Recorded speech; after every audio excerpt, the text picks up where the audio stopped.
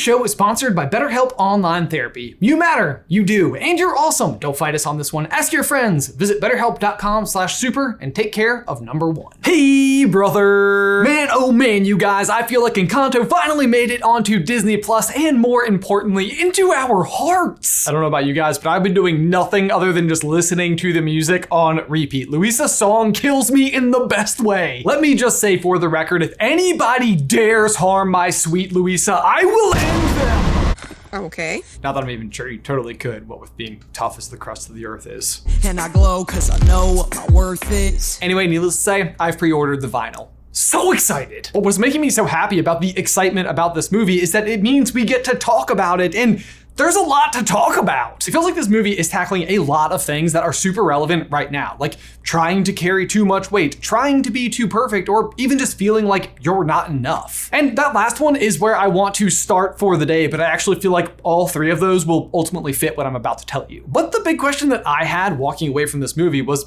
why didn't Mirabel get a gift? Like, why Mirabel specifically? I feel like this is a really interesting question, and I feel like it's a question that the movie wanted you to ask. Like, part of the objective of this movie is to wonder this very thing. So today we are going to do our very best to tackle why Mirabel didn't get a gift.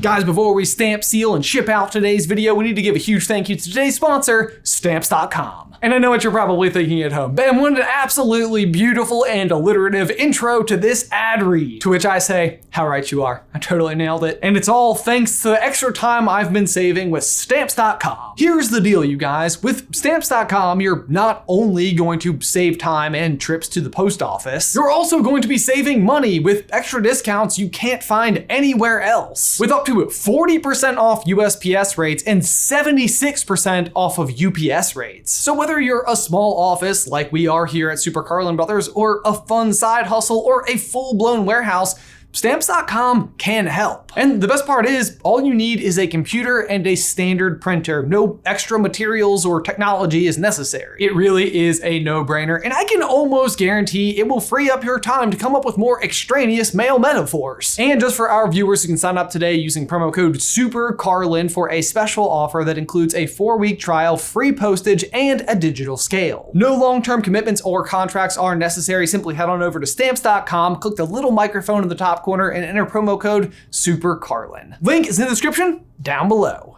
Okay guys, let's talk about Mirabel. We start the movie with not a whole lot of context about what the gifts are or how they work. Just a young Mirabel and her abuela who is assuring her how special she is and how once she gets her gift, she's going to make the family proud. Whatever gift awaits will be just as special as you.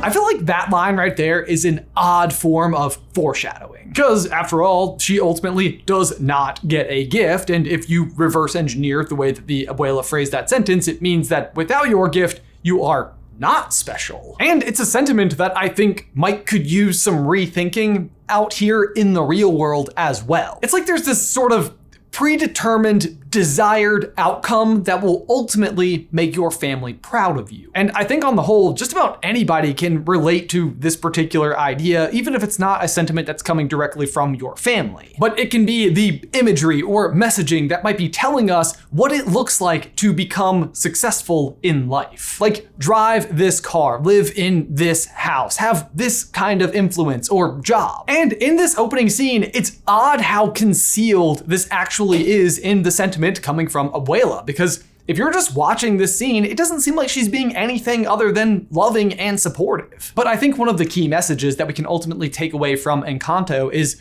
what is left unsaid here, which is when you get your gift, you will make your family proud, maybe without totally acknowledging the idea of what happens if you don't get a gift. Which of course brings us to this very moment and essentially the entire plot of the movie. Mirabel does not receive a gift, and with no explanation whatsoever, which is of course what brings us here to this video. And now this is where I'd like to take a small step back from the internal lore of the story inside of Encanto and look at a different Disney movie that just came out in recent history, which is Moana. Moana is actually similar to Mirabel in a lot of different ways. She definitely only comes from an important family there on the island because her dad is the chief, meaning that someday she will become chief. And with this role in her society, it comes with a lot of the same expectations that we see in Encanto. I wish I could be the perfect daughter. It's this idea that eventually you will make your family proud.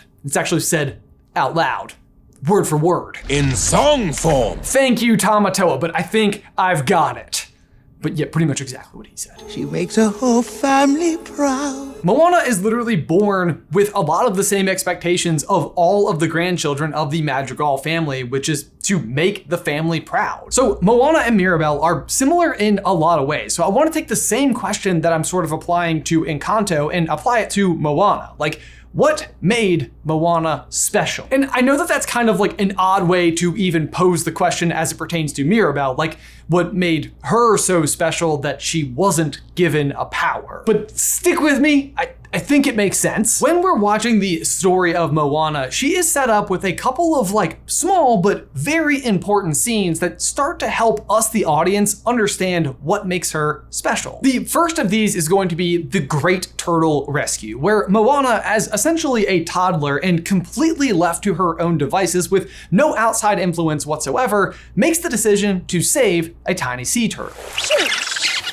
It is incredibly adorable, but also shows us that she is on her own making an effort to preserve sea life. The way that I see this is as a very pure version of doing the right thing. She wasn't taught to do this. Nobody said that there was an expectation to do this. This is just her instincts coming out and doing the right thing. And this scene is incredibly important within the context of the movie Moana, because what we ultimately learn is that she was kind of being put to the test by the ocean, and she passes that test. The ocean chooses her. And the movie is not shy about this. It goes to the lengths of literally showing the ocean like ripple and then quite literally come to life. From then on out, we see over and over and over again that, like Mirabel, who's going against the grain of familial expectations, which for Moana in this case are, No one goes beyond the reef. Meanwhile, Moana's all like, It calls me. I think from a storytelling perspective, what we're seeing here is two characters that are in kind of similar situations. But the way in which we are told why our hero is important is very different, and I think that's interesting. Like, if we are to ask the question, like, what made Moana so special, the story tells us this. This is what makes her so special. All of this brings me back to Mirabel and Encanto, where I feel like the themes of the movie and how the story is actually presented to us gives us a different approach entirely. Because unlike Moana, we're not shown a lot about Mirabel as a young girl. All we really see is her moments before her door ceremony. And as near as I can tell, her childhood up until this moment has been almost exactly the same as it was for her sisters and cousins. And that is to say that up until age 5, all of these children in the same way are just awaiting their ceremony to get their gifts. Do you see what I mean? Like, we're not told or shown anything about Mirabel in particular that would suggest that she has been any different from her siblings or cousins up to this point in her life. Mirabel's path doesn't noticeably change at all from anybody else's until the ceremony itself, where she's not given a gift. And from here, while she does ultimately become the subject of a prophecy, she's a little bit different from other prophesized characters we've seen in the past. Her prophecy doesn't come until after this ceremony, meaning she wasn't like the prophesized chosen one. Instead, it's more like she's a prophesized about unchosen one. Do you see what the difference is here? Like, Moana did a thing and became the chosen one. In this case with Mirabel, we have no idea what caused her situation to be different at all. But because her situation is unique to everyone else around her, this in a way does make her special. But the other kind of odd thing about the prophecy about Mirabel coming after the ceremony is that Bruno has the ability to see the future and didn't see this coming. But also the other unique thing about her prophecy in particular is that it's not even complete. And when Mirabel ultimately gets Bruno to play out the rest of the prophecy for her, what she discovers is that in the end, there's a split. ultimately she's gonna have to make one decision or another. And the fact that the split in particular is included in this prophecy is very interesting because it means that the miracle, when it chose not to give her a gift, it didn't know that in the end she would be the one to make the right decision. Do you get what I'm saying here? Like, it means that the magic didn't know that there was something about Mirabel. It just knew that ultimately someone without powers would be able to potentially make this decision. What the magic was actually doing here had almost nothing to do with Mirabel specifically. What it was really trying to do was tell the family that they had put an overemphasis on these gifts. Because what we learn is what's causing all of the fractures in the home is sort of the misguided relationship that has really developed between especially the abuela and how these gifts pertain to the importance of the family. All of this suggests to me that there wasn't anything really specific about Mirabel that made her the person for the job. Like, it didn't even have to be Mirabel. Like, this is kind of a weird sentence to say, but there wasn't something so special about her that she was not given a power. Because what I actually think the movie of Encanto is really trying to tell us is that you don't actually need to be special at all in order to be someone who can affect change. This is where I feel like we can really dive into the themes of this movie at its core, or at the very least, my interpretation of those themes. In my opinion, what it's trying to tell us is that this generational pressure that exists can affect everyone in the same way. And that's regardless of what you might be capable of or even accomplished already. Mirabel feels like she's the black sheep of the family for a reason that feels incredibly obvious. She wasn't given a gift. The miracle even goes so far as to literally give someone else after her a gift to like really dig the dagger in there deep. But as we start to learn about the other characters in this movie, I think even notably Mirabel's two sisters, Luisa and Isabel, we discover that despite them having their own gifts, they are still feeling crushed under the pressure. They are also finding themselves feeling isolated. Like, Luisa is incredibly strong, which means she's able to provide a tremendous amount of service to the house, the family, and the surrounding community. There's literally nothing that she's not strong enough to lift. But that strength isn't enough to hold up the idea that she still has worth even without that strength. I'm pretty sure I'm worthless if I can be of service. And Isabella is exactly the same. She's the firstborn, the golden child, and she lives under this constant expectation that she has to be perfect. And that's all the time, always. Like, fulfill the family vision, marry the best person the town has to offer. All the while, this is preventing her from being able to express herself in any meaningful way at all. And Mirabel is not given a gift by the house itself, but she does have the power of empathy. And out here in the real world, that can absolutely be seen as a very real gift. And just like her sisters, she puts this power to tremendous use. Like after Luisa's song, she has this really great moment where she says, I think you're carrying way too much. And before Isabella's, we get this outburst where we finally know how she really feels about getting married. I never wanted to marry him. I was doing it for the family. And again, after this confession, Mirabel knows exactly what to say. Oh my gosh.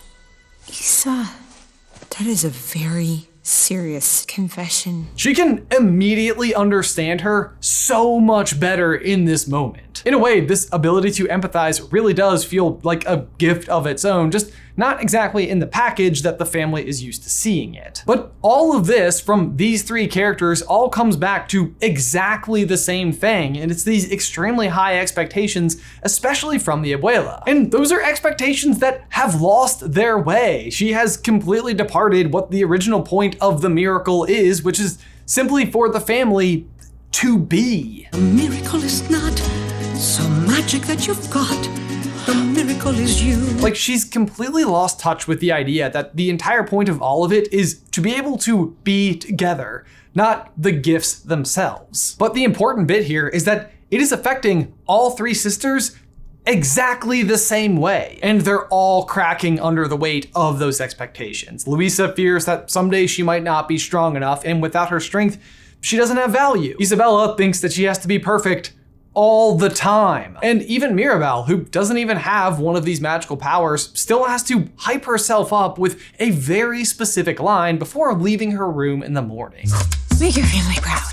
With or without a gift, the pressure is the same. So again, what is so special about Mirabel that she doesn't get a gift? And my answer to this is absolutely nothing. I personally believe that any of these three sisters would have been more than capable of holding up the mantle that Mirabel ultimately does. Again, let's go back to that prophecy from Bruno. It splits. It doesn't say that Mirabel will save the day. It just shows that she could. She could make the right decision at the right time. At some point in time, the miracle needed to send this message that it's not the gifts that make them special or what gives them value. And personally, this is what I think the story is trying to tell us, that anyone can make the right decision and you don't have to be special to do so. Mirabel didn't get a power because of anything she did or didn't do. It is an inevitable outcome of the abuela who has lost her way, a dart thrown into the future that happens to hit Mirabel, who then rises to the occasion just like any of the others, or you could have. But guys, for my question of the day, what do you think here? What are the takeaways that you have from the movie Encanto, and which of the songs did you relate to the most? Let me know in the towel section down below. But guys, as always, thank you so much for watching. Be sure to like this video and subscribe to the channel if you haven't already. If you'd like some more Encanto action from us, you can see our complete spoiler review right over here. But otherwise, until next time, bye!